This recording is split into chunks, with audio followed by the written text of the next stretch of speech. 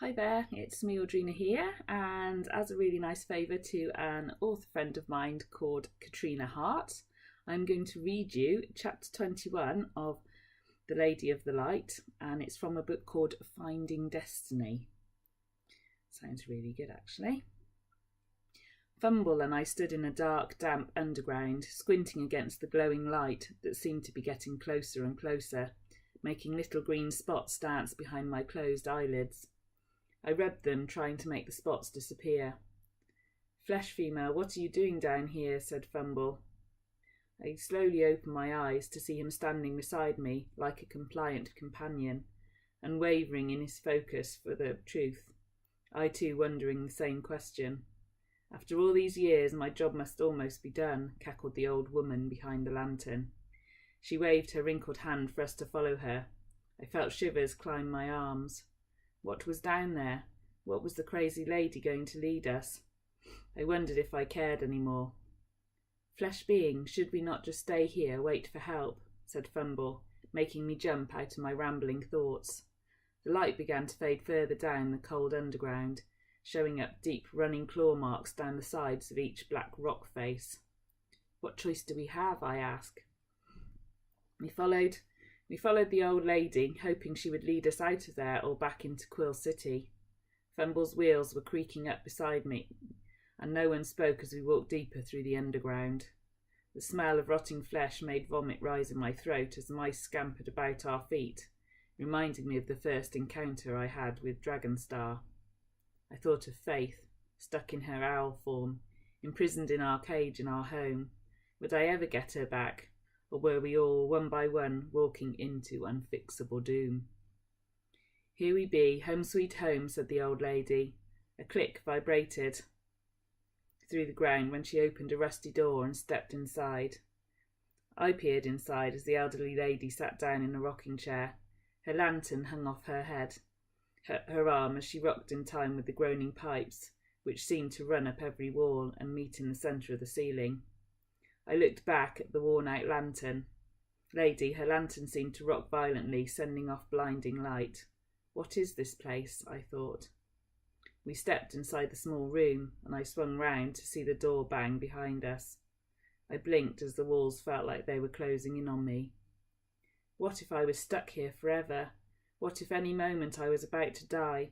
I shuddered, wrapping my arms around myself, and imagined that I was holding Faith and Destiny close to me. "Evelyn, don't let the light go out," I heard the old lady murmur under her breath as she rocked harder and her black eyes stared at me. "Evelyn, is that your name?" "What are you doing down here?" I asked, creeping closer until I could see the ears of dirt clinging to her face. Her matted greying hair seemed to knot on one side, resting on her left shoulder. "Yes, I am Evelyn. I was trapped down here by the darkest owl for being one of neutral power. I keep the peace between Quill City and the dark forests. Soon the light will go out and there will be no Quill City, no light." Evelyn stopped rocking and stood up as if she were following an unseen presence as she disappeared into a dark corner. I heard the lapping of running water vibrating off the walls, and a sweet smell of lavender circled around me as I followed a tune as alluring as the stars in the night sky. A pretty girl walked out of a small door, her skin drenched with water droplets. Her black eyes glittered and her red hair draped over her bare, tanned breast. She moved her slender hips back and forth, walking towards me with a smile on her cherry-kissed lips. A sweet melody coursed through my body as she rubbed her fingers down my chest. "Flesh being, no," yelled Fumble. The room began to shake and water gushed from the small door, soaking my feet.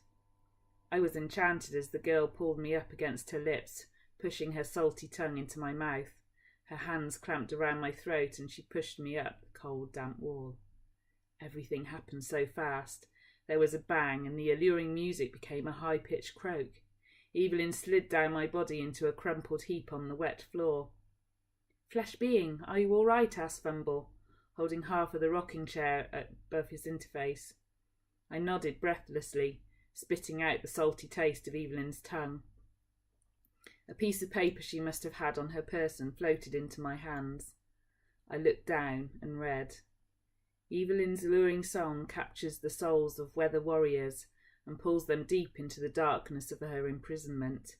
If anything happens to her, the light will go out and the owls will pick through Quill City. "Ha, Alex, I won. You killed your only hope," chirped Dragonstar, perched on top of the open door. His smug beak made me wish I had a cat to put some fear up those feathers. I picked up Evelyn's cold body as Fumble led the way past Dragonstar. We walked in the darkness for what felt like a lifetime. "Fumble, sir, can you hear me?" Flicker's voice vibrated from somewhere in this distance, spurring us to keep walking. "We're coming," said Fumble dramatically, looking through the huge hole in the roof of his interface. "Sir, I will pull you all up." He lowered his arms, pulling me and Evelyn back to solid ground, followed by Fumble. Dark shadows fell over his interface and the lights from his garden started to dance on and off, on and off. I felt cold and my teeth chattered against the ice-cold breeze. "Sir, that's not the light lady, is it?" asked Flicker, zooming in on her old pale face. "I'm afraid it is," I said, as Evelyn turned into nothing but sand, trickling through my fingers. "Sir, look, an owl in Quill City." "This is bad, very bad," cried Flicker. "Flesh being, I think we have a battle on our hands," said Fumble. "Best we get ready for one," I growled, storming away into the darkness. I have to say, I rather enjoyed reading that. I hope you enjoyed listening, and please feel free. The book is out on Amazon now, so go on, and if you're intrigued and want to read more, which I'm sure you do, because I do, go and find it. Once again, just to remind you, it's called Finding Destiny, and it's by Katrina Hart. And if I show you the cover, you know what you're looking for. So that's the book for you. Give it a go.